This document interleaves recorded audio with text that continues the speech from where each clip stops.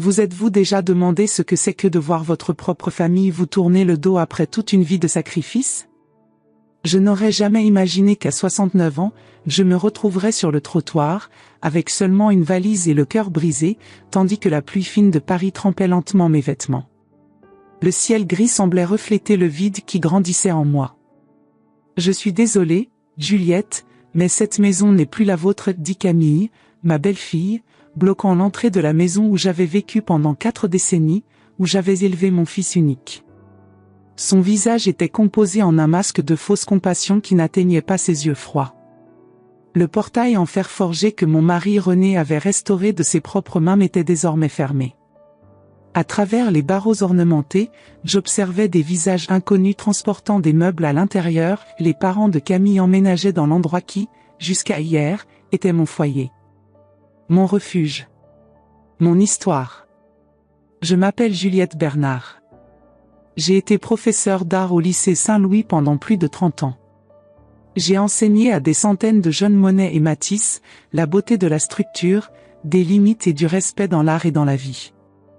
Mes élèves ont appris que chaque coup de pinceau a des conséquences, que chaque choix de couleur affecte l'ensemble. J'ai cru que mon propre fils, Nicolas, avait également appris ces leçons. Apparemment, je me trompais. L'automne parisien était particulièrement froid cette année-là. Les feuilles dorées des platanes qui bordaient notre rue tombaient en spirale mélancolique, comme si la nature elle-même déplorait ma situation. J'ai serré mon manteau autour de mes épaules, essayant de me protéger non seulement du froid, mais de la réalité qui me frappait comme une tempête inattendue. Tout a commencé il y a 3 mois, lorsque Nicolas et Camille m'ont convaincu de mettre ma maison à leur nom. Nous étions assis dans la salle à manger, où tant de dîners familiaux avaient eu lieu au fil des ans.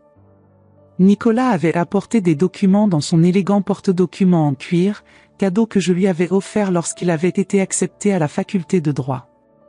C'est juste une formalité, maman. Pour faciliter la succession quand tu ne seras plus là, expliqua Nicolas avec un sourire rassurant, ses yeux, si semblables à ceux de son père, remplis d'une sincérité que je n'ai pas remise en question. Tu continueras à vivre ici pour toujours. C'est juste pour éviter la bureaucratie après. Camille servit plus de vin, remplissant mon verre d'un Bordeaux qu'elle savait être mon préféré. Pense à cela comme à un cadeau pour nous, mais que tu continueras à utiliser. Comme ce collier que je t'ai offert à Noël dernier, mais que j'insiste pour que tu portes lors d'occasions spéciales. La comparaison m'avait semblé étrange à l'époque, mais j'ai souri et acquiescé. Après tout, que ferais-je de la maison après mon départ? Nicolas était mon fils unique, mon seul héritier. La maison serait finalement à lui de toute façon. Pour toujours a duré exactement 12 semaines. Hier soir, pendant que je dormais, ils ont retiré mes photos des murs. Des photos du mariage avec René, de la remise de diplôme de Nicolas, des voyages que nous avions faits sur la Côte d'Azur quand il était petit. Des décennies de souvenirs jetés comme s'ils n'étaient que du papier et du verre. Ce matin, Camille m'a réveillé avec une tasse de thé au jasmin, mon préféré, une dernière cruauté déguisée en gentillesse, et une nouvelle dévastatrice. Juliette, dit-elle, s'asseyant au bord de mon lit avec une expression de regret étudiée, Nicolas et moi avons discuté. Nous pensons qu'il serait préférable pour vous de chercher un autre endroit où vivre. Quelque chose de plus petit, plus facile à entretenir. Vous savez à quel point cette maison est grande et exigeante. J'ai pris une gorgée de thé, mon cerveau encore brumeux de sommeil, essayant de traiter ses paroles. De quoi parles-tu, Camille? Elle ajusta sa posture, comme si elle se préparait pour une présentation professionnelle. Camille travaillait dans le marketing, spécialisée dans la reformulation des récits, comme elle aimait à le dire. Mes parents ont perdu leur appartement à cause d'un problème avec la banque. Vous savez à quel point le marché immobilier est impossible à Paris actuellement. Nicolas a accepté qu'il puisse rester ici. Cette maison a beaucoup plus d'espace que vous n'en avez besoin, et ils sont vraiment désespérés. Mais c'est ma maison, ai-je protesté, la tasse tremblant dans mes mains ridées, renversant des gouttes de thé chaud sur le drap en coton égyptien que j'avais acheté pour notre 30e anniversaire de mariage. Je ne veux pas déménager. Le regard de Camille s'est durci, le masque de compassion glissant un instant. En fait, ce n'est plus votre maison, Juliette. Les documents que vous avez signés ont transféré complètement la propriété à nous. Légalement, vous êtes notre invité. Le mot est tombé comme une sentence. Invité. Dans la maison que René et moi avions achetée quand Nicolas avait à peine 2 ans. Dans la maison où chaque centimètre racontait une histoire de notre famille. Mais Nicolas a dit que c'était juste une formalité, que je continuerais à vivre ici. Camille se leva, lissant sa jupe en lin impeccable. Les plans changent. Les situations changent. Vous avez 3 heures pour rassembler vos effets personnels. J'ai appelé un taxi pour vous aider avec le déménagement. Ce sera mieux si tout se passe rapidement. Où est Nicolas? Ai-je demandé, ma voix défaillant. Je veux parler à mon fils. Le regard froid de Camille a coupé comme une lame. Il est au bureau. Il a une affaire importante aujourd'hui, vous savez comme il est occupé. Il a jugé préférable de ne pas être présent, pour éviter des scènes émotionnelles. Nicolas, mon fils, mon garçon, n'était même pas présent pour me dire cela en personne. Il était occupé au travail, selon Camille. Ou peut-être, ai-je pensé avec un nœud dans la gorge, il n'avait tout simplement pas le courage de regarder dans les yeux la femme qui avait tout abandonné pour lui et de dire « Je n'ai plus besoin de toi ». Je me suis levée, mes jambes tremblantes, et j'ai commencé à rassembler mes affaires. Des vêtements qui tenaient à peine dans une valise. Quelques livres précieux. La montre de poche de René. Une boîte de vieilles lettres. Que prend-on quand on laisse toute une vie derrière soi? J'ai traversé le couloir, où des taches plus claires sur le mur trahissaient l'endroit où mes photos avaient été accrochées jusqu'à hier. Dans le salon, des meubles avaient déjà été déplacés, créant de l'espace pour les nouvelles pièces qui arrivaient. Un homme chauve, évidemment le père de Camille, dirigeait les livreurs, indiquant où chaque chose devait aller. Il m'a jeté un coup d'œil, détournant rapidement le regard lorsque nos yeux se sont croisés. Il n'était que 10 heures du matin lorsque je suis sortie pour la dernière fois par la porte d'entrée, sans regarder en arrière. Je ne donnerai pas à Camille le plaisir de voir mes larmes. Le taxi qu'elle avait appelé attendait, le chauffeur semblant gêné par la situation. « Où allons-nous, madame ?» demanda-t-il, prenant ma valise. J'ai réalisé que je n'avais pas de réponse. Où va une femme de 69 ans, avec une pension modeste et sans famille, quand elle perd sa maison? Vous pouvez me déposer au café Les Deux Magots, ai-je finalement répondu. Un lieu public, éclairé, rempli de touristes et de Parisiens prenant un petit déjeuner tardif. Un endroit où je pourrais m'asseoir, réorganiser mes pensées, et décider quoi faire ensuite. Maintenant, tandis que j'observais la pluie parisienne tomber sur les toits d'ardoise, abrité précairement sous la marquise du café, je me demandais où je dormirais ce soir. À 69 ans, avec une petite pension de professeur, sans économie significative après avoir aidé Nicolas à payer ses études de droit à la Sorbonne et son appartement de célibataire dans le 6e arrondissement, j'étais effectivement sans abri. Le café était rempli de jeunes couples, de touristes et de personnes travaillant sur leurs ordinateurs portables. Je les observais, me sentant invisible. Est-ce ce qui arrive quand on vieillit? Devient-on transparent, facile à ignorer, facile à jeter? Mon téléphone sonna, interrompant mes pensées sombres. C'était Marie, mon amie de longue date, également professeure à la retraite. « Juliette, où es-tu?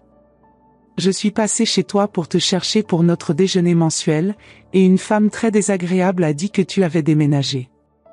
Je suis inquiète. » Quand je lui ai raconté ce qui s'était passé, le silence à l'autre bout de la ligne en disait long avant que Marie ne finisse par dire.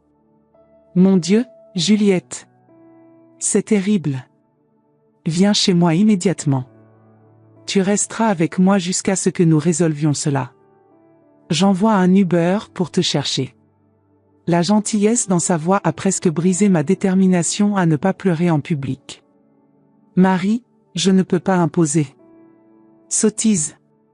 interrompit-elle. « Ce n'est pas une imposition du tout. Mon appartement est petit, mais le canapé-lit est confortable. Je serai heureuse d'avoir de la compagnie. Dans le taxi, regardant par la fenêtre embuée les rues de Paris que je connaissais si bien, la tour Eiffel au loin, partiellement couverte par la brume, les berges de la Seine avec leurs bouquinistes fermant précipitamment leurs étals à cause de la pluie, les cafés avec leurs auvents colorés offrant un abri, j'ai pensé à toutes les leçons sur la perspective que j'avais enseignées à mes élèves. Comment un simple changement d'angle peut transformer complètement une image? Comment la lumière et l'ombre définissent la forme? Comment ce qui est au premier plan peut sembler plus grand et plus important qu'il ne l'est réellement? Maintenant, l'image de ma propre vie avait été radicalement modifiée, et j'avais besoin de trouver une nouvelle perspective. Un nouvel angle à partir duquel reconstruire.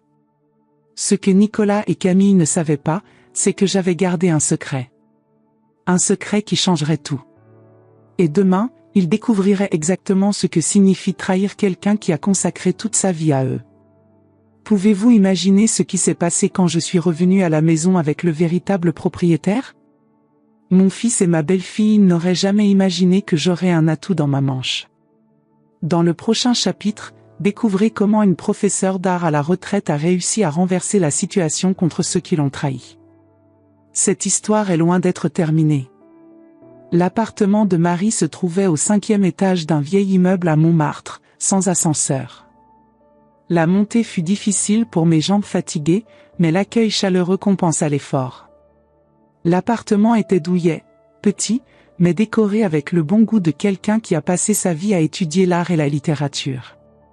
Des peintures d'artistes locaux couvraient les murs, et des étagères pleines de livres donnaient un air intellectuel à l'espace. « Bienvenue dans mon humble refuge », dit Marie, m'aidant avec ma valise. Ce n'est pas grand-chose, mais il offre une vue sur le Sacré-Cœur qui vaut chaque centime du loyer exorbitant. « C'est parfait, Marie, » répondis-je, profondément reconnaissante pour cette amitié qui traversait les décennies. « Merci de m'accueillir ainsi, sans préavis. » Marie mit la bouilloire sur la cuisinière, un geste automatique qui témoignait d'années de rituels autour du thé comme consolation. « Ma chère, nous sommes amis depuis 40 ans. Depuis l'époque où nous étions de jeunes professeurs, terrifiés par les classes de première année. Te souviens-tu comment nous avions l'habitude de nous retrouver le dimanche pour corriger des copies ensemble et nous plaindre des élèves? Je souris à ce souvenir. Marie et moi avions partagé beaucoup au fil des ans, divorce, le sien, veuvage, le mien, problème avec les enfants, les siens distants, le mien, apparemment, cruel, joie, tristesse, maladie et rétablissement.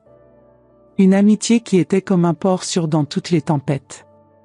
Nous avons passé la nuit à discuter, moi entre larmes et colère, elle offrant réconfort et indignation. Cela ne peut pas être légal, argumenta Marie, servant une autre tasse de thé à la lavande. Même si tu as signé les documents, il doit y avoir des protections pour les personnes âgées contre ce genre de abus, complétai-je, le mot amer sur ma langue. Nous pouvons l'appeler par son nom, Marie. C'est de la maltraitance envers les personnes âgées, pure et simple. Exactement. S'exclama-t-elle, frappant la table. Juliette, tu dois te battre. Nicolas ne peut pas simplement te jeter à la rue comme si tu étais un vieux meuble. Je regardai par la fenêtre, où la basilique du Sacré-Cœur brillait doucement sous l'éclairage nocturne, se détachant sur le ciel sombre. Combien de fois avais-je emmené Nicolas là-bas quand il était enfant? Je me souvins de lui à 6 ans, pointant du doigt les pigeons sur la place, fasciné par l'imposante bâtisse blanche. Le pire n'est pas l'ingratitude, Marie, répondis-je, séchant mes larmes avec un mouchoir déjà humide. C'est la sensation d'avoir été utilisée. Toutes ces années à laver ses vêtements, à préparer ses repas, à l'aider avec ses devoirs, à travailler des heures supplémentaires pour payer son éducation. Pourquoi? Pour être jetée quand je suis devenue encombrante? Marie prit mes mains par-dessus la table. Ses mains étaient aussi celles d'une professeure, marquées par le temps et la craie, avec de petites taches d'âge et des veines proéminentes, témoins d'années consacrées à façonner de jeunes esprits. Te souviens-tu de cet élève, Philippe Moreau? Demanda soudainement Marie. Celui qui dessinait toujours au lieu de prêter attention aux cours de français? Je fronçai les sourcils, essayant de me souvenir. Le garçon avec des lunettes trop grandes pour son visage? Qui s'asseyait toujours au fond de la classe? Marie sourit. Celui-là même. Il est avocat maintenant. Spécialisé en droit civil et immobilier. J'ai vu son nom dans le journal le mois dernier, il a gagné une affaire importante contre un promoteur qui expulsait des personnes âgées d'un immeuble dans le Marais. Tu penses qu'il pourrait m'aider? J'en suis certaine. Il a toujours dit que tu étais la seule professeure qui croyait en son talent artistique, même quand tout le monde disait qu'il devrait se concentrer sur les études sérieuses. Je garde encore la carte qu'il m'a envoyée quand il a appris ta retraite, demandant de tes nouvelles. Pour la première fois en cette terrible journée, je sentis une petite flamme d'espoir s'allumer. As-tu encore ses coordonnées? Marie se leva, alla vers son vieux bureau, et fouilla dans un tiroir. Mieux que ça. J'ai son numéro de portable personnel. Penses-tu que nous puissions l'appeler à cette heure? Demandai-je, consultant l'horloge. Il était déjà plus de 10 heures du soir. Marie haussa les épaules avec cette indifférence typiquement parisienne. S'il est occupé, il ne répondra pas. Mais ça vaut la peine d'essayer. À notre surprise, Philippe répondit à la deuxième sonnerie. Marie? Est-il arrivé quelque chose? Philippe, mon cher, j'ai Madame Bernard ici avec moi. Juliette Bernard, ton ancienne professeure d'art. Nous avons un problème et nous avons besoin de ton expertise juridique. C'est une urgence. Il y eut un moment de silence, puis la voix de l'autre côté devint plus animée. Madame Bernard? Mon Dieu, quelle coïncidence incroyable. Je pensais à vous cette semaine. J'ai vu une exposition de Degas au Petit Palais et je me suis rappelé comment vous nous faisiez voir la magie dans ces coups de pinceau. Comment allez-vous? Quand j'expliquai la situation, la voix de Philippe changea, devenant professionnelle et indignée en même temps.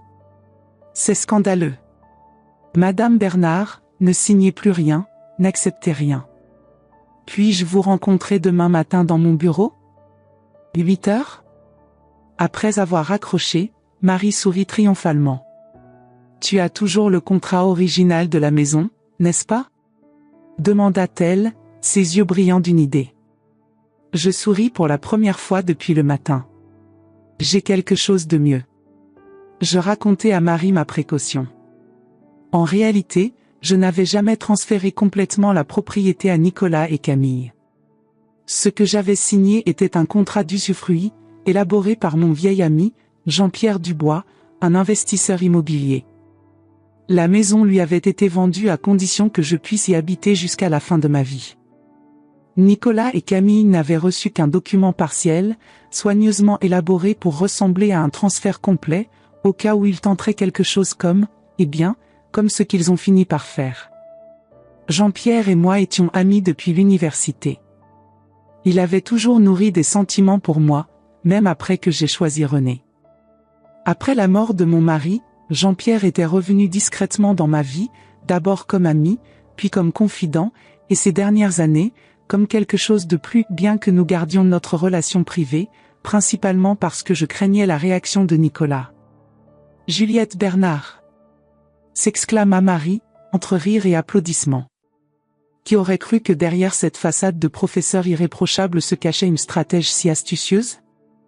Je haussai les épaules, ressentant une étrange fierté.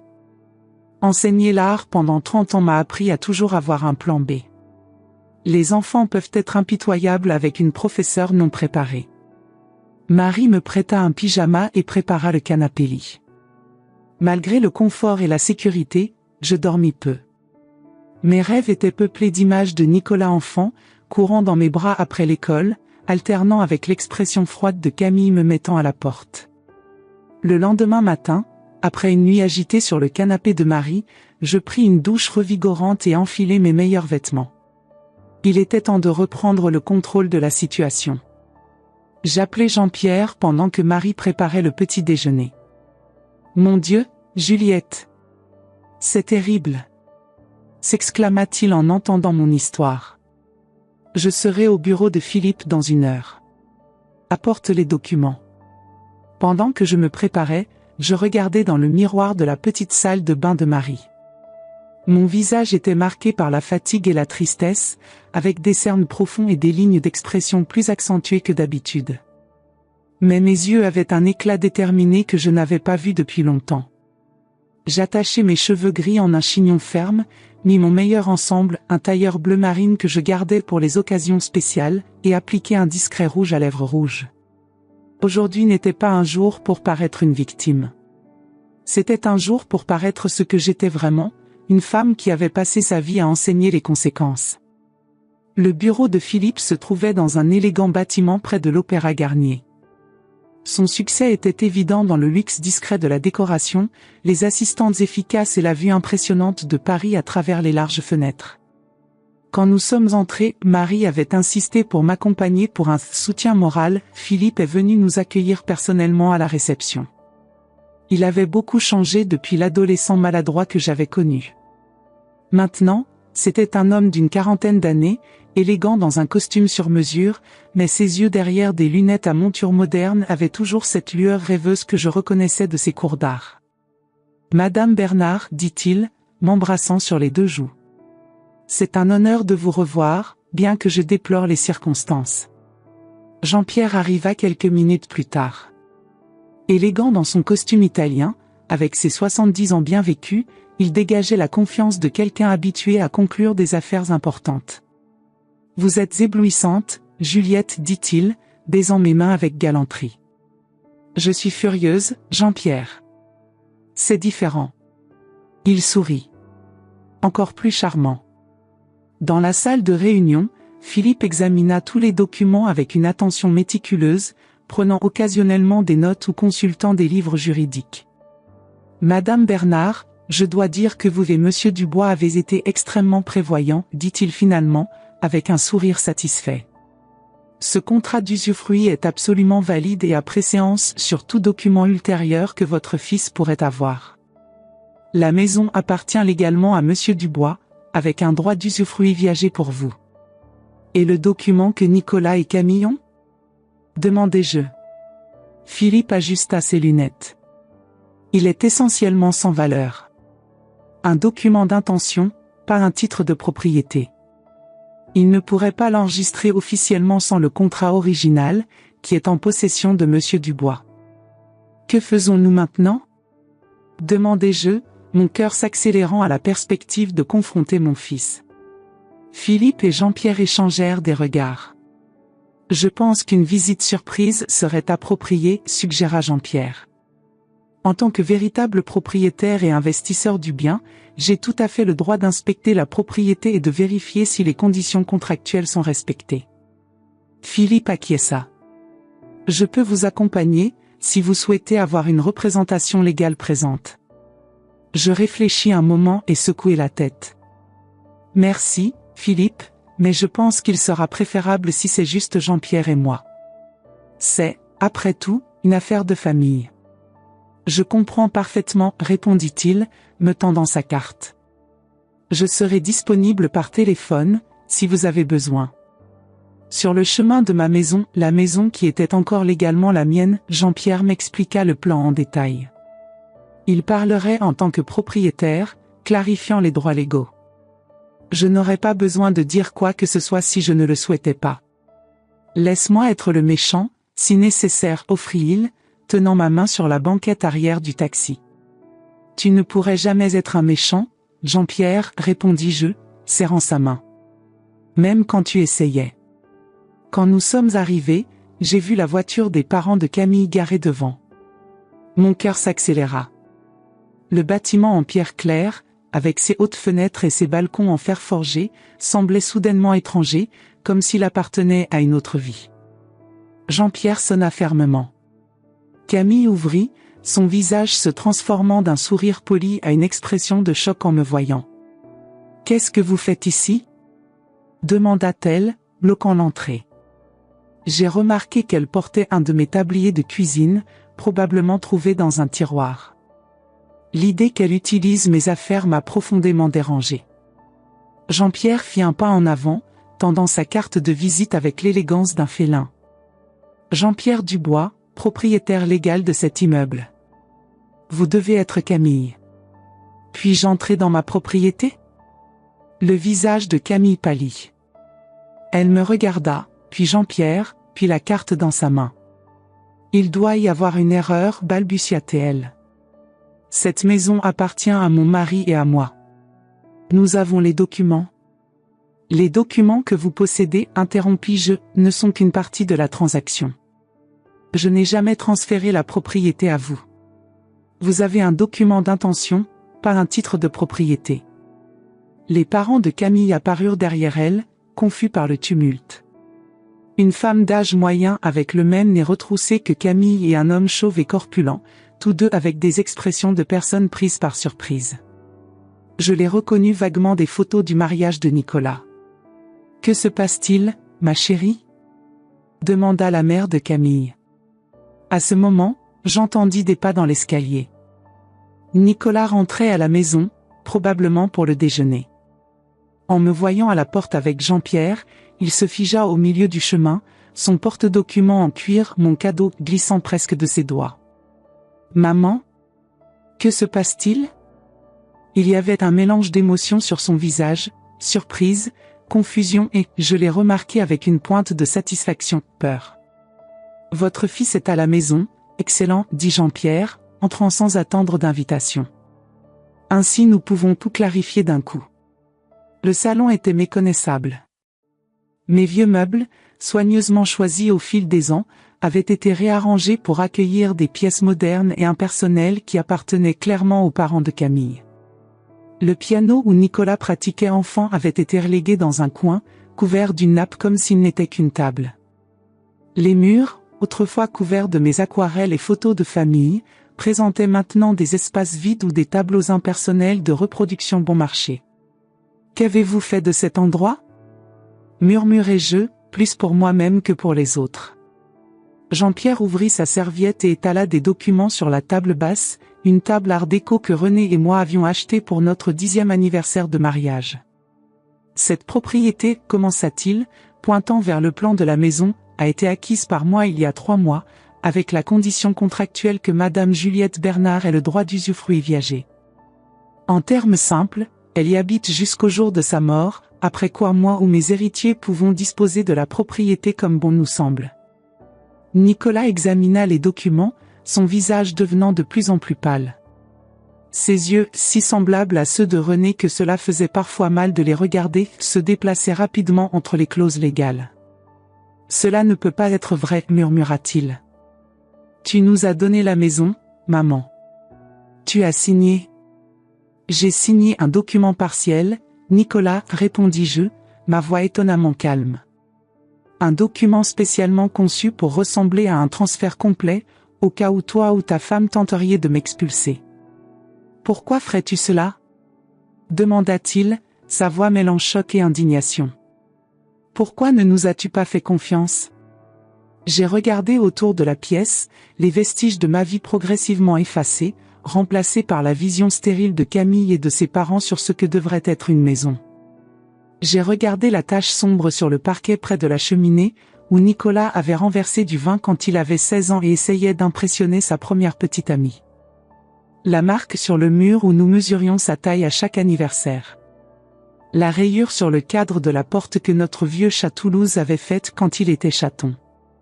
J'ai regardé mon fils, ce garçon que j'avais bercé dans mes bras, à qui j'avais appris à dessiner, dont j'avais chassé les cauchemars dans l'enfance. Maintenant un homme de 42 ans, avocat réussi, avec une épouse ambitieuse et pas une once de la compassion que j'avais essayé de lui enseigner. Parce que je connais la valeur de l'art, Nicolas. Je sais reconnaître une contrefaçon quand j'en vois une. Le silence qui suivit fut dense comme le brouillard matinal de la Seine. Nicolas regardait les documents, puis Jean-Pierre, puis moi, son visage étant une toile d'émotions contradictoires, choc, honte, colère, confusion. Camille était livide, ses mains tremblant légèrement tandis qu'elle s'agrippait au bras du canapé comme si elle allait tomber à tout moment. « C'est ridicule » explosa-t-elle finalement, sa voix plus aiguë que d'habitude. « Vous ne pouvez pas simplement apparaître avec un étranger et prétendre que la maison n'est pas à nous. Nous avons les documents signés. Nous avons des témoins. » Jean-Pierre sourit gentiment, comme quelqu'un expliquant quelque chose de simple à un enfant particulièrement lent. En fait, madame, c'est exactement ce que nous faisons. Et nous en avons tout le droit légal. Si vous avez besoin de clarifications supplémentaires, je vous suggère de consulter un avocat. Bien que, si vous me permettez l'observation, votre mari étant un professionnel du domaine, il aurait déjà dû percevoir la validité de ces documents. Il parlait avec la tranquillité de quelqu'un qui connaît précisément sa position. Je connaissais Jean-Pierre depuis assez longtemps pour reconnaître l'éclat de satisfaction dans ses yeux. Il avait toujours apprécié une bonne confrontation, surtout quand il avait toutes les cartes en main. Les parents de Camille observaient la scène avec des expressions de malaise croissant. Le père s'éclaircit la gorge, tirant nerveusement sur le col de sa chemise. « Peut-être devrions-nous retourner à l'hôtel, ma chérie, suggéra-t-il à sa femme, un chuchotement audible dans le silence tendu de la pièce. Jusqu'à ce que cela soit clarifié. Non. Camille se leva brusquement, son visage tordu. Vous n'allez nulle part. Cette maison est à nous. J'ai décoré toute la chambre d'amis pour vous. Nous avons acheté de nouveaux meubles. Tout est organisé. Dis quelque chose, Nicolas. Elle se tourna vers mon fils, exigeant son intervention. Ça avait toujours été ainsi entre eux, je m'en rendais compte. Camille orchestrant, Nicolas suivant le script. Camille créant des situations, Nicolas les légitimant par sa présence et son silence complice. Mon fils semblait avoir vieilli de 10 ans au cours des 10 dernières minutes. La confiance habituelle dans son maintien, cette posture presque arrogante qu'il avait adoptée depuis qu'il était devenu avocat, avait disparu. Il passa la main dans ses cheveux, un geste qu'il faisait depuis l'enfance quand il était nerveux, ébouriffant les mèches soigneusement coiffées. « Maman, pourquoi as-tu fait ça ?» demanda-t-il, sa voix presque un murmure. « Pourquoi as-tu monté ce piège pour nous ?» Je sentis un pincement au cœur. Même maintenant, il renversait la situation, faisant de moi la méchante de l'histoire. Une technique qu'il avait apprise tôt, enfant, pour échapper aux punitions méritées. « Mais maman, pourquoi as-tu laissé le vase là si tu savais que je pourrais le casser ? Mais maman, pourquoi m'as-tu dit de faire mes devoirs si tu savais que je voulais jouer au football ? Ce n'était pas un piège, Nicolas. C'était une précaution.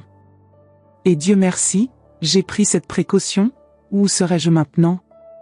Dans la rue, pendant que les parents de ta femme profitent de la maison que j'ai construite avec ton père ? J'ai mentionné René, mon défunt mari, à dessein.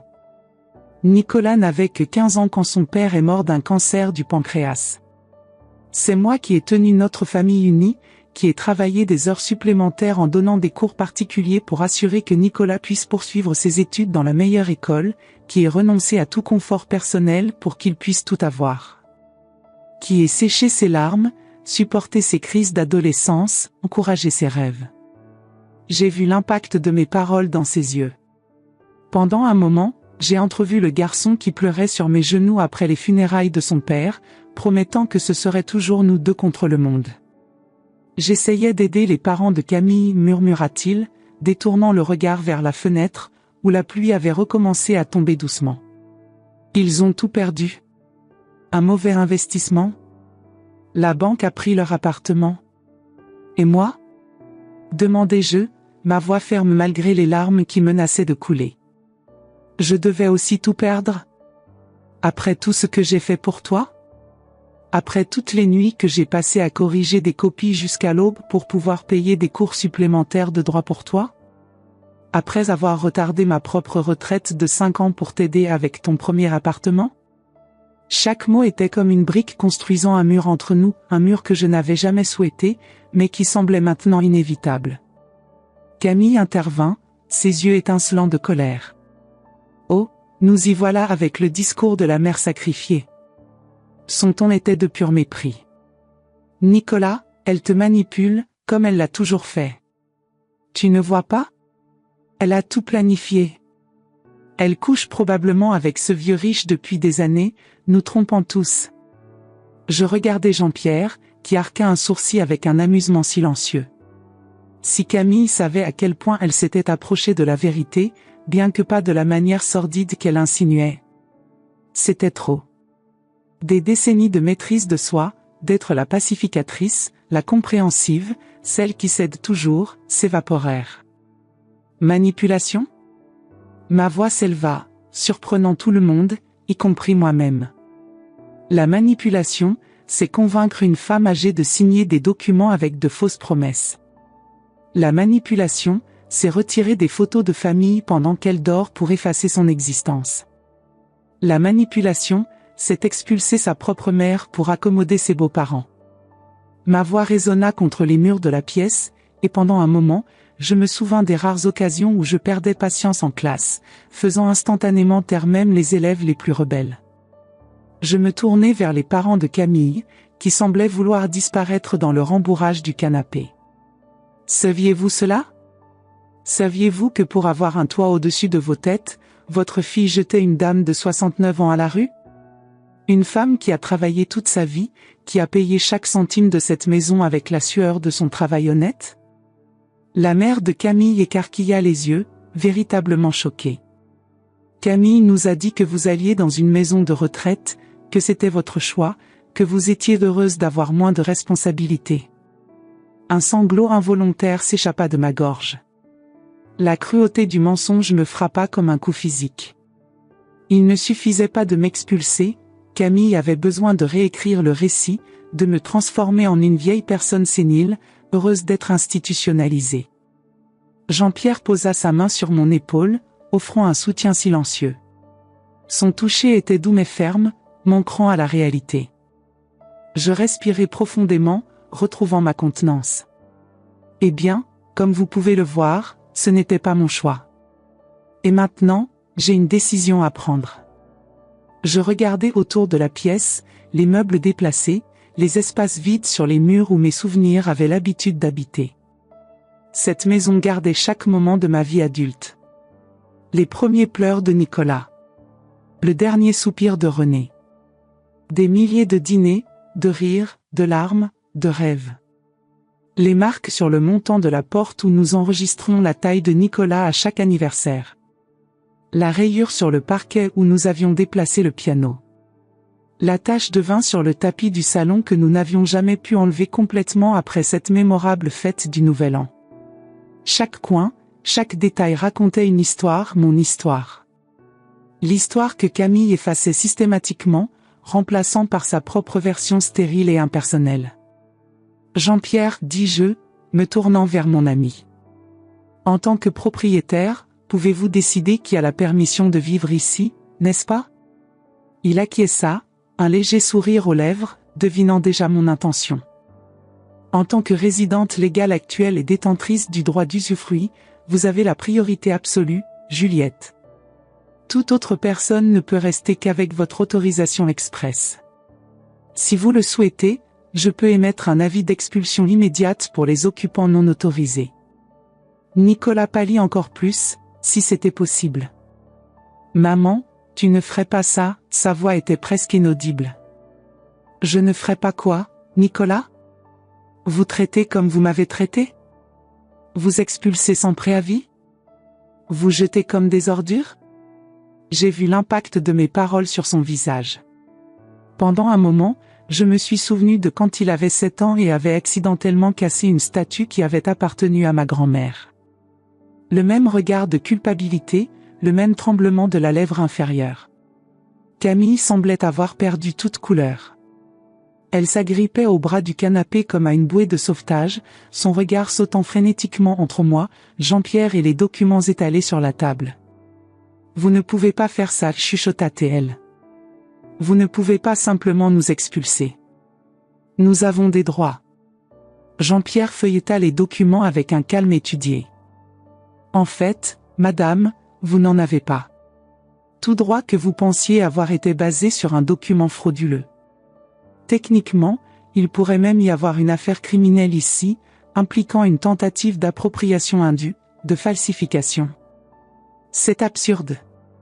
S'exclama Camille, retrouvant une partie de sa combativité. Nicolas, fais quelque chose. Tu es avocat, pour l'amour de Dieu.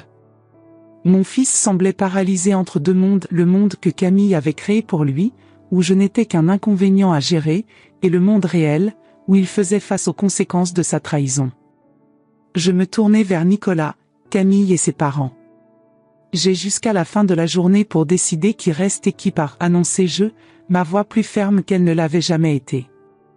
Je vous suggère d'utiliser ce temps pour réfléchir à vos actions et à ce qu'elles révèlent sur le type de personne que vous avez choisi d'être. Je marchai jusqu'à la porte d'entrée, Jean-Pierre à mes côtés. Je reviendrai à 6 heures du soir avec ma décision, complétai-je, regardant directement Nicolas.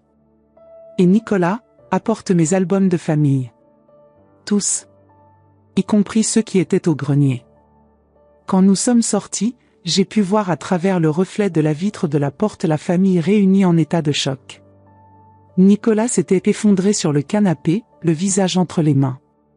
Camille gesticulait furieusement, tandis que ses parents semblaient souhaiter être n'importe où ailleurs dans le monde. Sur le trottoir, je respirais l'air frais de Paris, ressentant une étrange légèreté.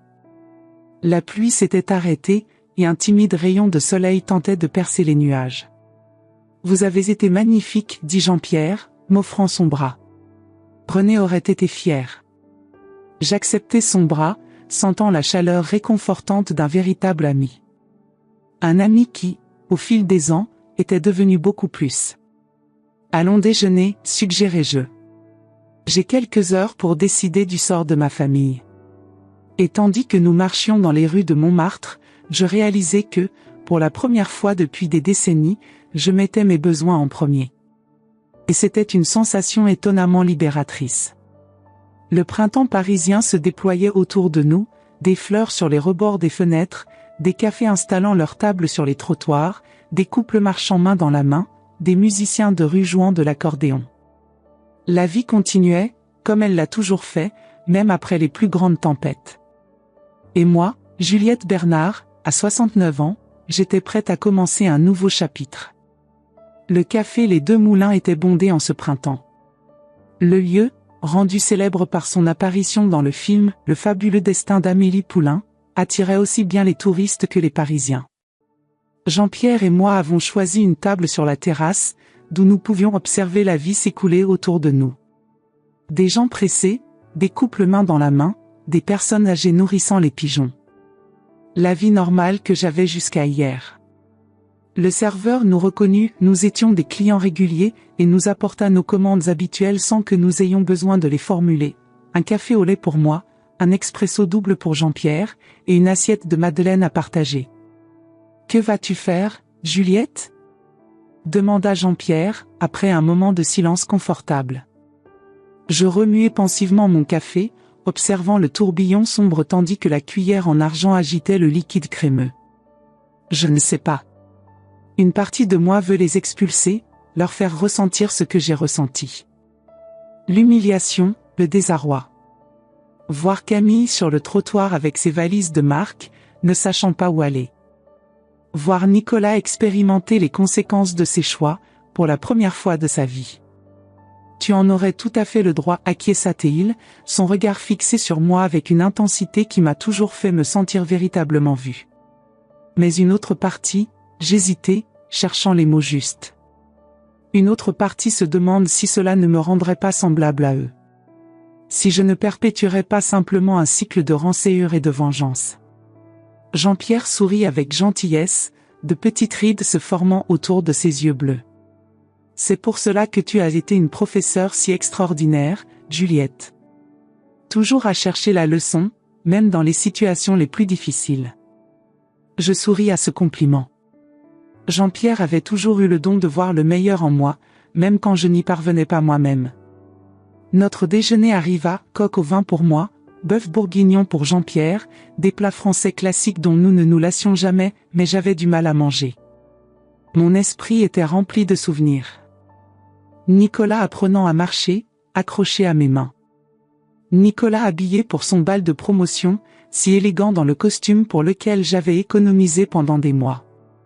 Nicolas à l'hôtel, aux côtés de Camille, tous deux rayonnants d'espoir et de promesses. Où était ce garçon maintenant ? À quel moment s'était-il perdu ?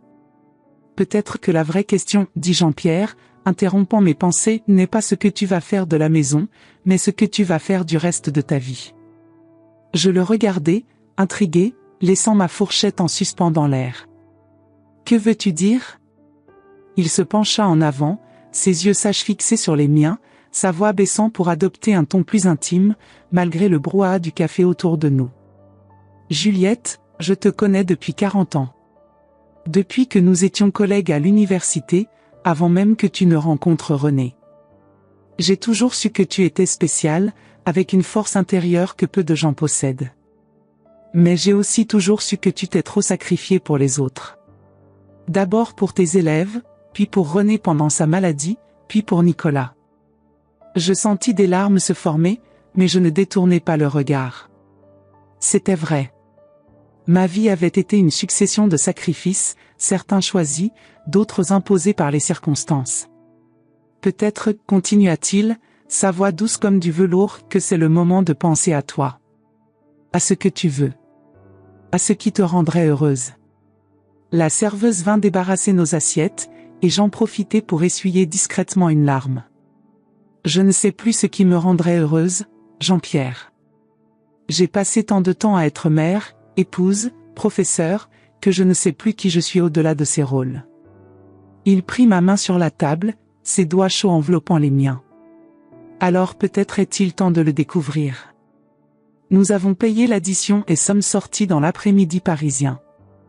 Les nuages s'étaient dissipés, révélant un ciel d'un bleu si intense qu'il semblait être une toile de Matisse. Nous avons passé le reste de l'après-midi à marcher dans Paris, nous remémorant le bon vieux temps, parlant d'art, de livres, de rêves reportés. Jean-Pierre m'a raconté ses voyages à travers le monde après sa retraite, les cultures qu'il a découvertes, les paysages qu'il a peints. Nous nous sommes arrêtés dans une petite galerie où l'un de ses tableaux était exposé, une vue de la Seine au crépuscule, avec des tons d'or et de pourpre qui capturaient parfaitement la lumière magique de Paris. J'ai été surprise d'apprendre qu'il était devenu un artiste respecté, avec des expositions régulières dans des galeries renommées. Tu ne me l'as jamais dit, l'accusai-je doucement, admirant la toile. Il haussa les épaules, un geste si français. Tu étais occupé à construire ta propre vie. Et, pour être honnête, je n'ai jamais été sûr que cela t'intéresserait. Comment pourrais-je ne pas être intéressé ? Demandai-je, sincèrement surprise. J'ai toujours adoré l'art. J'ai enseigné l'art pendant 30 ans. Oui, mais tu étais mariée.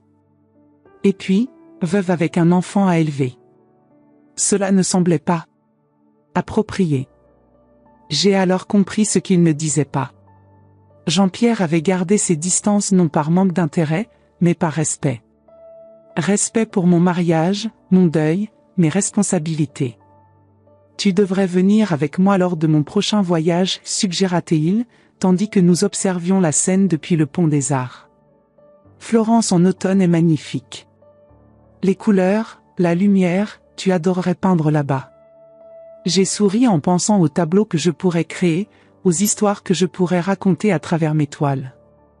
Depuis combien de temps n'avais-je pas peint quelque chose pour moi-même ? Depuis ma retraite, mes pinceaux étaient restés secs, mes tubes de peinture fermés. Il y avait toujours quelque chose de plus urgent à faire, quelqu'un de plus important à servir. Ce serait merveilleux, répondis-je, me permettant, pour la première fois depuis longtemps, de rêver de possibilités au-delà des murs de ma maison, au-delà des limites de ma vie telle que je la connaissais. À 6 heures précises, nous étions de retour chez moi. Mon cœur battait la chamade tandis que Jean-Pierre sonnait à la porte. Nicolas ouvrit. Il semblait avoir pleuré, ses yeux étaient rouges et gonflés, sa cravate desserrée, sa chemise froissée. « Maman, dit-il, la voix étranglée. S'il te plaît, entre. » Le salon était impeccable. Tous les meubles avaient été réorganisés, retrouvant leur position d'origine. Mes albums de famille étaient disposés sur la table basse, avec des cadres que je reconnus comme étant les miens, probablement sortis à la hâte d'une boîte dans le grenier. Camille était assise rigidement sur le canapé, les yeux rouges. Ses parents n'étaient pas en vue. « Mes parents sont retournés à l'hôtel », expliqua Camille, remarquant mon regard. « Ils, nous, Voulons vous présenter nos excuses. Je m'assis dans le fauteuil qui avait toujours été mon préféré, Jean-Pierre restant debout derrière moi comme un gardien silencieux. Je vous écoute, dis-je, ma voix calme, même si à l'intérieur mon cœur battait contre mes côtes. Nicolas s'agenouilla devant moi, quelque chose qu'il n'avait pas fait depuis l'enfance. Je me souvins soudainement de lui à 5 ans, m'apportant un dessin mal fait pour s'excuser d'avoir cassé mon vase préféré. « Maman, j'ai été un idiot, un ingrat, il chercha le mot, un monstre. Il n'y a pas d'excuse pour ce que nous avons fait. Aucune. » Ses mains tremblaient en tenant les miennes. Des mains d'homme, avec de petits cals de quelqu'un qui joue au tennis les week-ends, avec une alliance en or que René et moi avions payée, économisant pendant des mois. C'était mon idée, interrompit Camille, sa voix tremblante. Mes parents avaient des problèmes financiers, et j'ai pensé que ce ne serait que temporaire. Quelques mois jusqu'à ce qu'ils se réorganisent. Je n'ai jamais eu l'intention. Tu as pensé qu'une personne âgée serait facile à manipuler, complétai-je. Que j'accepterais simplement d'être mise au rebut. Elle baissa la tête, incapable de nier. Le masque de perfection était tombé, révélant l'insécurité derrière la façade. Je me suis laissé aveugler par la commodité, continua Nicolas. J'ai oublié tout ce que tu m'as enseigné sur l'intégrité, le respect, la famille. J'ai oublié comment tu as toujours été là pour moi, même dans les moments les plus difficiles. Il commença à pleurer ouvertement, sans faire aucun effort pour cacher ses larmes. Quand papa est mort, tu ne t'es pas effondrée. Tu es restée forte pour moi, même quand je savais que ton cœur était brisé. Tu as travaillé à 2 emplois pour que je puisse rester dans la même école, avec les mêmes amis, comme si rien n'avait changé. Et comment ai-je rendu l'appareil? En te traitant comme un fardeau. Je regardais mon fils, l'homme qu'il était devenu, et je vis au-delà de la façade de l'avocat à succès. Je vis le garçon effrayé qui craignait de perdre quelqu'un d'autre après son père. Je vis l'adolescent qui se cachait derrière l'arrogance pour masquer son insécurité. Je vis l'adulte qui, à un moment donné, avait confondu succès matériel et valeurs personnelles. Que voulez-vous de moi maintenant? Demandai-je. Le pardon? L'absolution? Nicolas me regarda droit dans les yeux, ce qui était rare ces dernières années. Nous voulons une chance de réparer les choses. D'être meilleurs que ce que nous avons été. D'honorer ce que tu as toujours représenté pour nous, pour moi. Je respirai profondément, sentant le poids de la décision que j'étais sur le point de prendre. Une décision qui affecterait non seulement mon avenir, mais celui de nous tous. Très bien. Voici ce qui va se passer.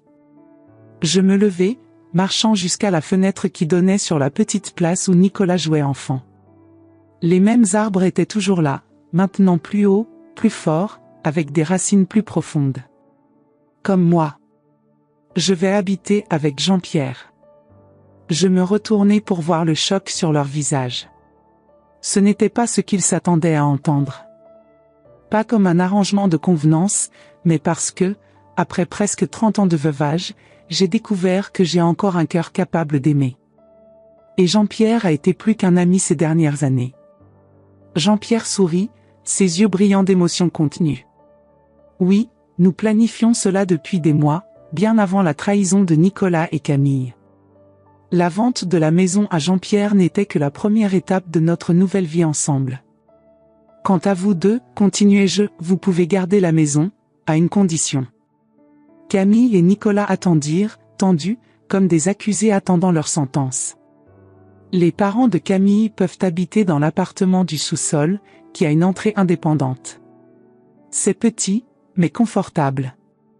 J'y ai moi-même vécu avec René quand nous avons acheté cette maison et que nous n'avions pas d'argent pour rénover l'étage principal. Je fis une pause, regardant directement Camille. Et vous deux, vous rendrez visite à Jean-Pierre et à moi chaque semaine pour un dîner de famille. Pas comme une obligation, mais comme une opportunité de reconstruire ce qui a été brisé. Nicolas se leva, des larmes coulant librement sur son visage. Maman, il s'avança pour m'étreindre, mais s'arrêta, incertain d'être le bienvenu. J'ouvris mes bras, permettant à mon fils unique d'y revenir.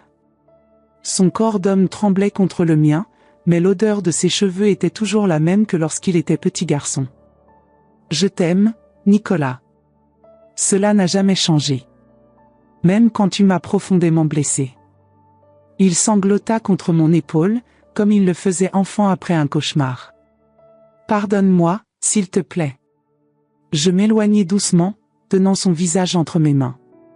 Combien de fois avais-je fait ce même geste au fil des ans? Quand il avait de la fièvre à 7 ans. Quand son premier amour l'avait rejeté à 16 ans. Quand il avait été accepté à la faculté de droit à 18 ans. Le pardon est comme l'art, Nicolas. Il ne se produit pas en un instant. Il se construit coup de pinceau par coup de pinceau, jour après jour. Nous y travaillerons ensemble. Camille s'approcha avec hésitation, les yeux baissés, sa posture vaincue.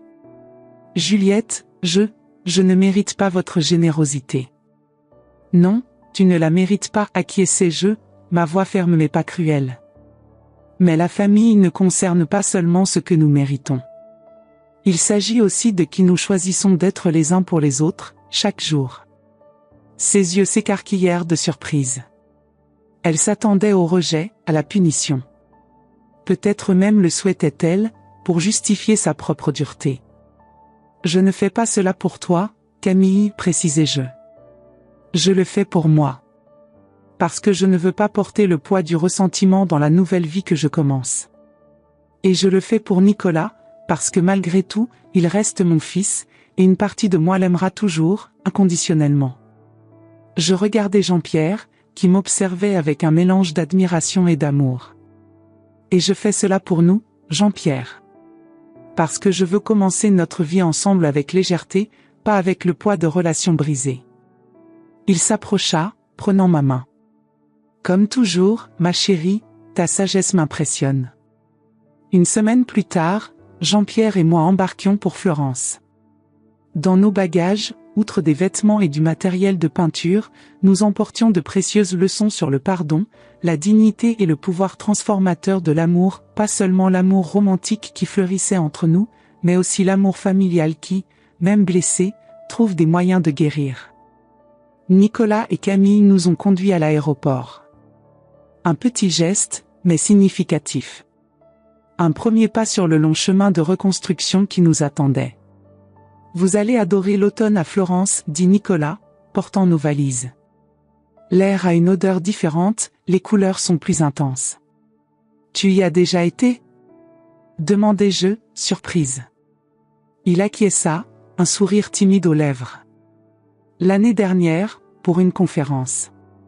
Je me suis souvenu de la façon dont tu parlais toujours des œuvres de Botticelli et de Vinci. J'avais même acheté une carte postale pour te l'envoyer, mais... Mais quoi? Il haussa les épaules, embarrassé. Ça semblait peu. Une carte postale après des mois sans vraiment parler. J'ai fini par la garder. Eh bien, maintenant tu pourras me montrer tes endroits préférés quand vous nous rendrez visite, suggérai-je, sentant un petit pont se construire sur l'abîme qui s'était formé entre nous. Dans la zone d'embarquement, Nicolas m'étreignit longuement. Je sentis ses larmes mouiller mon épaule. Merci, maman, chuchota-t-il. De ne pas avoir renoncé à moi. Je ne renoncerai jamais à toi, Nicolas. Jamais. Même Camille m'étreignit, maladroitement mais sincèrement. Prenez soin de vous, Juliette. Et prenez soin de lui aussi, elle désigna Jean-Pierre d'un petit sourire. Je promets, répondis-je, me surprenant moi-même par la sincérité dans ma voix. Alors que nous marchions vers la porte d'embarquement, Jean-Pierre tenait fermement ma main. « Tu vas bien ?» demanda-t-il. Je m'arrêtai un moment, regardant en arrière une dernière fois. Nicolas et Camille étaient toujours là, nous observant partir. Je fis un petit signe de la main, et ils le rendirent. « Je vais plus que bien, répondis-je, me tournant vers Jean-Pierre. Je suis en paix. Dans mon dernier cours avant ma retraite, j'avais dit à mes élèves que la plus grande œuvre d'art que nous puissions créer est notre propre vie. À 69 ans, j'ai découvert qu'il n'est jamais trop tard pour ajouter de nouvelles couleurs à la toile, pour corriger des erreurs de perspective, pour trouver de la beauté même dans les ombres les plus profondes. Et tandis que l'avion décollait au-dessus de Paris, laissant derrière la ville qui avait toujours été mon foyer, je n'ai pas ressenti le poids du déracinement que j'avais éprouvé ce matin pluvieux, mais la légèreté de quelqu'un qui a finalement trouvé sa vraie place dans le monde, pas dans des murs de béton ou des liens de sang, mais dans le courage de recommencer, de pardonner et, par-dessus tout, de s'aimer suffisamment pour choisir son propre bonheur. Les premiers jours à Florence furent comme un rêve. La ville, avec son architecture Renaissance et ses œuvres d'art incomparables, éveilla en moi une passion endormie. Jean-Pierre avait loué un petit appartement au dernier étage d'un vieil immeuble dans le centre historique, avec une vue spectaculaire sur le Duomo. Chaque matin, nous nous réveillions au son des cloches des églises et au parfum du café et du pain frais montant des boulangeries dans les rues étroites en contrebas. Nous passions nos journées à explorer musées, églises et places. Jean-Pierre, avec sa profonde connaissance de l'art, était le guide parfait. Le soir, nous savourions la cuisine toscane dans de petites trattorias, où les propriétaires nous connaissaient bientôt par notre nom et gardaient notre table près de la fenêtre. En peu de temps, j'établis une routine. Le matin, je peignais sur le petit balcon de l'appartement, capturant à l'aquarelle les couleurs et textures de Florence. L'après-midi, nous marchions pendant des heures, découvrant de nouveaux coins de la ville, parlant de tout et de rien. C'est durant l'une de ces promenades, alors que nous nous reposions au bord de l'Arno, que Jean-Pierre me posa la question que, d'une certaine façon, j'attendais déjà. « Juliette, dit-il, prenant ma main, voudrais-tu m'épouser ?» Je le regardais, cet homme qui avait patiemment attendu pendant des décennies, qui n'avait jamais renoncé à nous, même quand cela semblait impossible. « Oui, répondis-je simplement. Oui, je t'épouserai. » Il sourit, ses yeux bleus brillants d'une joie juvénile, et sortit de sa poche une petite boîte en velours. À l'intérieur, une bague simple mais élégante, avec une seule perle entourée de petits diamants. Elle appartenait à ma grand-mère, expliqua-t-il. Elle disait toujours que les perles sont comme les personnes, elles gagnent en profondeur et en caractère avec le temps, devenant plus précieuses et plus belles chaque année. Tandis qu'il glissait la bague à mon doigt, je ressentis une profonde gratitude pour la vie, avec toutes ses douleurs et ses joies, ses détours inattendus et ses secondes chances. Notre mariage eut lieu 2 semaines plus tard, dans une petite chapelle à la périphérie de Florence. Ce fut une cérémonie intime, avec seulement quelques amis que Jean-Pierre s'était fait dans la ville. À ma surprise, Nicolas et Camille apparurent la veille, apportant un bouquet de lys, ma fleur préférée. Nous ne pouvions pas manquer le mariage de ma mère, dit Nicolas, m'étreignant fortement. Camille, plus réservée mais visiblement émue, me remit une petite boîte. Ce sont les boucles d'oreilles de ma grand-mère, expliqua-t-elle. Pour que vous les portiez demain. Quelque chose d'emprunté, quelque chose de bleu. Ce geste, plus que n'importe quelle parole, me montra qu'il y avait de l'espoir pour nous en tant que famille. Le jour suivant, tandis que je marchais vers l'hôtel où Jean-Pierre m'attendait, je ne pus m'empêcher de penser à René. Pas avec tristesse ou culpabilité, mais avec une étrange sensation de continuité. Comme si ma vie était une longue peinture, chaque expérience, chaque relation, chaque perte et chaque gain formant une partie d'un tout cohérent et beau. Nicolas me conduisit le long de l'allée, son bras ferme sous le mien. Au moment où il me remit à Jean-Pierre, je vis dans ses yeux non seulement l'acceptation, mais un bonheur sincère pour moi. Après la cérémonie, nous avons eu un déjeuner en plein air dans une villa avec vue sur les vignobles toscans. Le vin coulait à flot, la nourriture était abondante, et la conversation animée. Nicolas et Jean-Pierre découvrirent un intérêt commun pour les vins, tandis que Camille et moi échangions des impressions sur l'architecture florentine. C'est durant ce déjeuner que Nicolas me remit une enveloppe. « Qu'est-ce que c'est ?» demandai-je, intrigué. « Ouvre » m'encouragea-t-il, échangeant un regard complice avec Camille. À l'intérieur se trouvait un acte notarié. L'acte de notre maison à Paris, maintenant formellement enregistré à mon nom à nouveau. Nous avons pensé que tu devrais la récupérer, expliqua Nicolas. C'est ton foyer, après tout. Je regardai le document, puis mon fils et ma belle-fille. Merci, mais je n'en ai plus besoin. La maison est à vous maintenant, comme je l'ai dit. Mon foyer est là où est Jean-Pierre. Nous savions que tu dirais cela, sourit Camille. Mais nous voulions que tu saches que nous reconnaissons notre erreur. La maison sera toujours la tienne, pour y revenir quand tu voudras. De plus, ajouta Nicolas, nous avons rénové l'appartement du sous-sol, comme tu l'as suggéré. Mes beaux-parents y sont très heureux. Et nous avons découvert que nous aimons les avoir près de nous. Qui l'aurait cru? Ce soir-là, après que tout le monde se fut retiré et que Jean-Pierre dormait paisiblement à mes côtés, je restais éveillé à contempler les événements des derniers mois. Comment un simple matin pluvieux à Paris avait déclenché une transformation complète dans ma vie. Je pensais à tous mes élèves au fil des ans, à la façon dont je les encourageais toujours à voir au-delà de l'évident, à trouver de la beauté dans des endroits inattendus, à transformer même les erreurs en éléments d'une composition plus grande. Je souris en réalisant que, finalement, j'appliquais ces leçons à ma propre vie. 6 mois passèrent. Jean-Pierre et moi avions établi une routine confortable, partageant notre temps entre Florence et Paris. Quand nous étions à Paris, nous restions dans l'élégant appartement de Jean-Pierre près du jardin du Luxembourg, et nous rendions visite à Nicolas et Camille pour des dîners hebdomadaires, comme convenu. À ma surprise, ces dîners devinrent des moments que j'appréciais sincèrement. Camille se révéla être une excellente cuisinière quand elle s'y mettait, et Nicolas semblait plus détendu, plus semblable au garçon que je connaissais. Les parents de Camille se joignaient souvent à nous, et je découvris que, loin de la tension initiale, c'étaient des personnes agréables avec des histoires intéressantes à partager.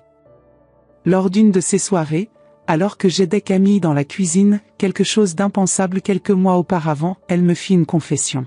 « Juliette, je dois vous dire quelque chose. » Son ton m'alarma, et je posai l'assiette que j'essuyais sur le comptoir. « Qu'y a-t-il, Camille ?» Elle respira profondément, évitant mon regard. « Je suis enceinte. De 4 mois. » Je restai immobile, assimilant l'information. Un petit enfant. J'allais avoir un petit enfant. Nicolas est au courant? Elle acquiesça. Nous attendions le bon moment pour vous le dire. Après tout ce qui s'est passé, nous ne voulions pas que cela paraisse comme si nous essayions de vous manipuler à nouveau. Je touchai son visage, le tournant doucement vers moi. Camille, c'est merveilleux. Vraiment merveilleux. Des larmes apparurent dans ses yeux. Vous serez une grand-mère incroyable, Juliette. Meilleure que je ne l'ai jamais méritée comme belle-fille. Sottise, répondis-je, surprise par la sincérité dans ma voix. Nous méritons tous une seconde chance. Toi et Nicolas, moi, nous tous. Quand ils annoncèrent la nouvelle pendant le dîner, les yeux de Nicolas étaient fixés sur moi, anxieux de ma réaction. Je levai mon verre, proposant un toast. À la nouvelle vie, dis-je simplement. Et au nouveau commencement. Jean-Pierre serra ma main sous la table, son contact communiquant tout ce qui n'avait pas besoin d'être dit. Sur le chemin du retour à l'appartement, marchant bras dessus bras dessous dans les rues nocturnes de Paris, Jean-Pierre demanda. « Es-tu heureuse, Juliette ?» Je m'arrêtai sous un réverbère, sa lueur dorée créant un halo autour de nous. Je pensais à tout ce qui s'était passé. À la douleur de la trahison, à l'humiliation du déracinement, à la peur d'un avenir incertain. Mais aussi à la joie de la redécouverte, à la liberté de nouvelles possibilités, au confort d'un amour mûr et patient. Et maintenant, à la promesse d'une nouvelle génération, un nouveau chapitre. Oui, répondis-je, me haussant pour l'embrasser. Je suis extraordinairement heureuse. 6 mois plus tard, je tenais dans mes bras ma petite fille nouveau-née, Amélie Juliette Bernard. En regardant son petit visage parfait, avec les mêmes yeux bleus que René et Nicolas, je compris que la vie n'est pas une ligne droite, mais un cercle. Que même dans les plus grandes adversités, il y a des graines de renouveau et d'espoir. Et tandis que Jean-Pierre prenait des photos de nous 3 générations de femmes Bernard, je réalisais que le véritable art ne réside pas dans la perfection, mais dans l'authenticité. Et mon histoire, avec toutes ses douleurs et ses joies, était enfin authentiquement la mienne. Car, comme je l'ai toujours enseigné à mes élèves, Les meilleurs tableaux ne sont pas ceux qui cachent les erreurs, mais ceux qui les incorporent à la composition, les transformant en éléments essentiels d'une œuvre unique et non reproductible. Exactement comme la vie. Cette histoire que je viens de vous raconter, c'est plus qu'un simple récit. C'est l'écho de tant de vies silencieuses. À 69 ans, j'ai découvert qu'il n'est jamais trop tard pour se tenir debout, pour retrouver sa dignité. Peut-être reconnaissez-vous votre propre vie dans mes paroles? Peut-être avez-vous aussi été mis de côté, oublié, considéré comme un fardeau par ceux-là même que vous avez tant aimés? Je vous invite à partager votre expérience dans les commentaires. Votre histoire mérite d'être entendue. Et qui sait? Vos mots pourraient être la lumière dont quelqu'un d'autre a désespérément besoin aujourd'hui. Abonnez-vous à cette chaîne pour ne pas manquer nos prochaines histoires de courage et de rédemption. Ensemble, nous pouvons nous rappeler que nos chapitres les plus beaux peuvent commencer à n'importe quel âge. Je suis Juliette Bernard, et comme moi, vous méritez votre propre renaissance.